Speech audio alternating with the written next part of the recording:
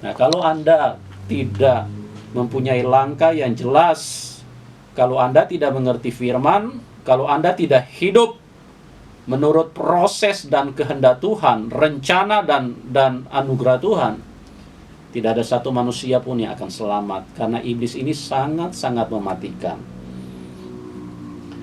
Ya, saya sebagai hamba Tuhan, ada momen-momen tertentu saya merasa sangat sedih, ya, sangat sangat hancur karena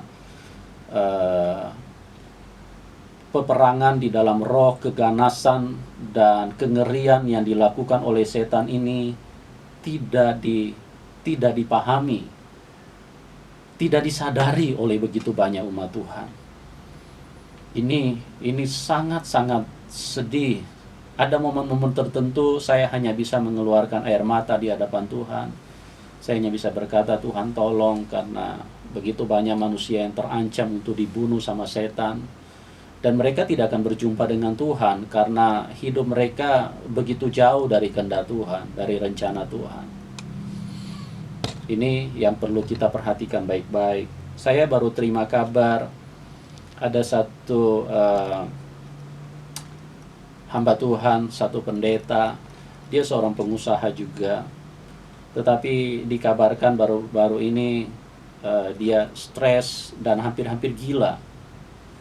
Bahkan apa yang terjadi, karena keluarganya sudah putus asa, dia akhirnya dibawa ke orang pintar, dicarilah pertolongan dari sana. Kenapa bisa terjadi seperti itu? Ini bukan orang biasa, ini punya gelar pendeta, ini punya gelar orang-orang yang seharusnya punya daya tahan yang luar biasa, yang sanggup untuk berperang. Tetapi inilah kenyataan, inilah realitas bagaimana manusia, orang Kristen tidak mengerti tentang keganasan peperangan yang dihadapi oleh begitu banyak manusia. Ada sekarang saya perhatikan ada pendeta yang terlibat dengan dosa homoseksual, jadi gembala lagi. Bahkan dengan segala trik dan tipu daya, mereka coba merancang hal-hal yang untuk menutupi kenajisan, kejahatan, dan begitu memalukan. Tetapi mereka coba tutupi, dan iblis peralat otak pikiran mereka untuk meliciki umat Tuhan supaya tidak tercium. Tetapi orang-orang seperti ini dari wajah mereka saja sudah ketahuan. Dari cara jalan pun sudah ketahuan. Dari goyangan tangan pun juga sudah ketahuan.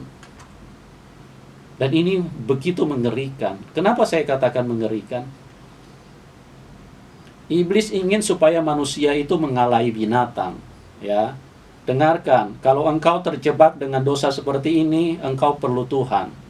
Cepat keluar dan cepat bertobat, karena kalau engkau tidak bertobat, satu waktu murka Tuhan akan datang di dalam kehidupanmu. Saat ini memang belum, ya. Tetapi jangan main-main. Sebelum murka Tuhan datang, itu engkau akan dibunuh sama setan terlebih dahulu. Dosa homoseksual ini adalah sebuah kekejian yang sangat-sangat membutakan kehidupan manusia. Mungkin ada yang bertanya, kenapa bisa begitu? Saya ingin jelaskan kepada Anda bahwa binatang itu tidak punya pendidikan.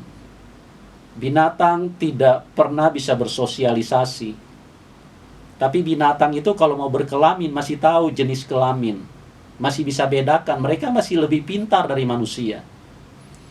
Tapi manusia-manusia yang begitu durhaka dan begitu tidak pernah menganggap kebenaran itu adalah sesuatu yang begitu berharga, karena kebenaran itulah yang memimpin manusia kepada hidup. Tetapi manusia, bahkan ini masuk ke kalangan pendeta loh. Ini luar biasa. Saya perhatikan bukan hanya singer, bukan hanya song leader. Ini masuk ke kalangan pendeta. Berdiri di depan, goyang tangan pun juga sudah berbeda. Seperti kayak listrik yang kekurangan strom.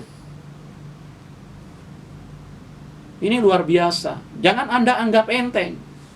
hidupmu itu jauh lebih buruk daripada binatang. Jadi jangan kalau orang Kristen melihat hal-hal begini, orang Kristen di Amerika sudah mulai ditolerir, bahkan diizinkan untuk diberkati di gereja. Dan iblis terus berjuang, dan iblis terus ingin supaya manusia itu lebih buruk dari binatang, lebih menjijikkan daripada binatang. Dan kalau ini yang terjadi, sungguh disayangkan sekali kehidupan manusia. Jadi nggak main-main, peperangan di dalam roh ini, upaya iblis yang dilakukan di dalam hidup manusia. Ini sekelas pendeta saja.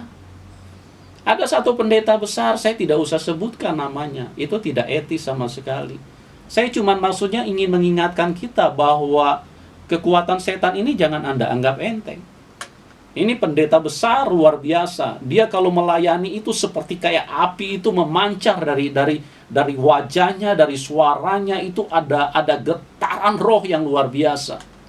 Satu ketika dia jatuh dengan dosa homoseksual. Masih usia 8 tahun Tuhan sudah angkat bawa dia ke surga. Pergi bermain. Di sana Tuhan bawa dia di sungai, jalan di jalan emas. Tapi bisa jatuh dengan dosa sejenis begini. Inilah yang saya katakan, kalau manusia tidak berhati-hati, siapapun Anda, termasuk saya, kita semuanya tidak akan ada yang selamat. Nah, mari kita perhatikan bahwa akibat daripada sebuah kesalahan itu tidak main-main, ya. Kita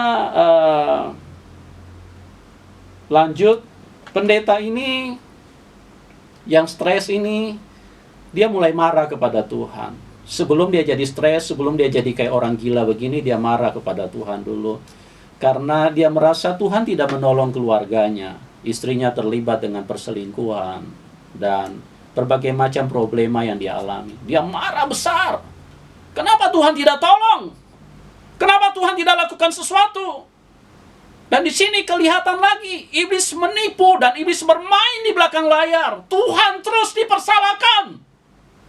Tuhan terus jadi korban di depan mata manusia dan di depan mata pendeta. Sampai kapan Tuhan harus dipersalahkan, bos? Memang waktu pilih istri dulu Anda ada ikutkan Tuhan di situ. Kalau Anda libatkan Tuhan, kalau Anda panggil Tuhan untuk tentukan siapa jodohmu, Anda bisa persalahkan Tuhan. Kalau Anda pilih sendiri, iya, resiko tanggung sendiri. Tuhan akan berikan pertolongan.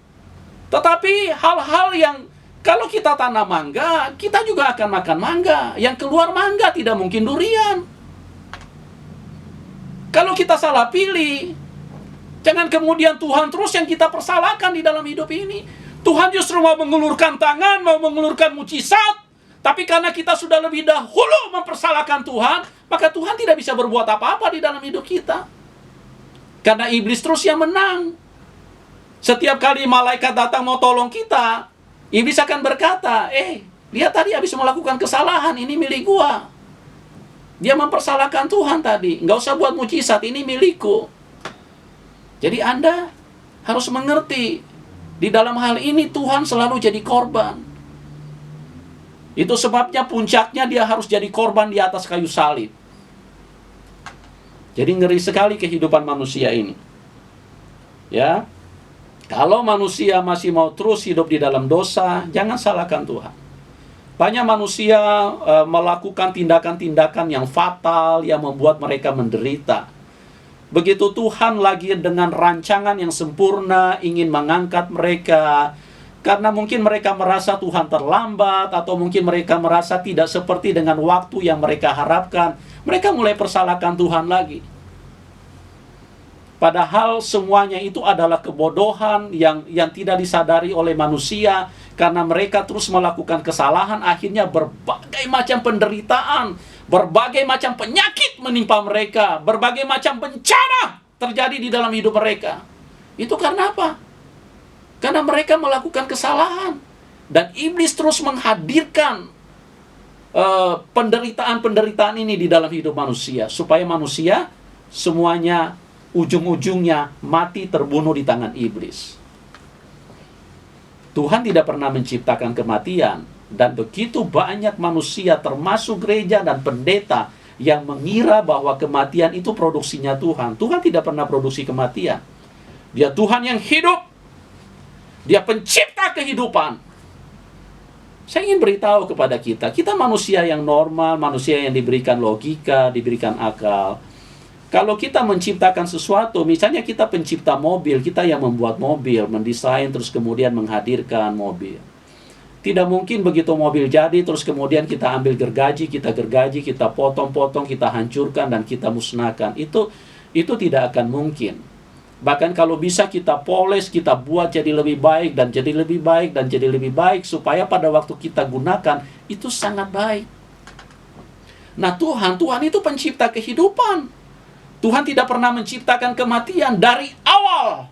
Dari dalam kandungan Dia pencipta kehidupan. Jadi Dia merancang kehidupan dengan begitu sempurna. Begitu masuk ke dalam dunia yang jahat ini, mulailah berhadapan dengan roh yang sangat ganas ini. Manusia dibunuh terus, dihabisi terus. Tuhan tidak pernah merancang kematian. Justru Dia datang mau mati buat kita. Dia datang menggantikan kematian itu supaya kita yang seharusnya mati tidak mati. Dia yang mengalami kematian itu. Jadi ini perlu diluruskan karena begitu banyak orang Kristen tidak mengerti ini. Orang Kristen berpikir bahwa kalau kematian itu Tuhan yang buat. Anda keliru. Keliru sekali. Karena di dalam gereja jarang sekali dibicarakan hal seperti ini. Dalam gereja itu cuma urusan tentang perpuluhan, persembahan, dan bagaimana supaya menjadi lebih banyak di dalam genggaman materi. Keliru sekali. Saudaraku, kita akan dengarkan dulu sebuah pujian, baru kemudian kita akan teruskan lagi pembahasan tentang kematian Tuhan Yesus.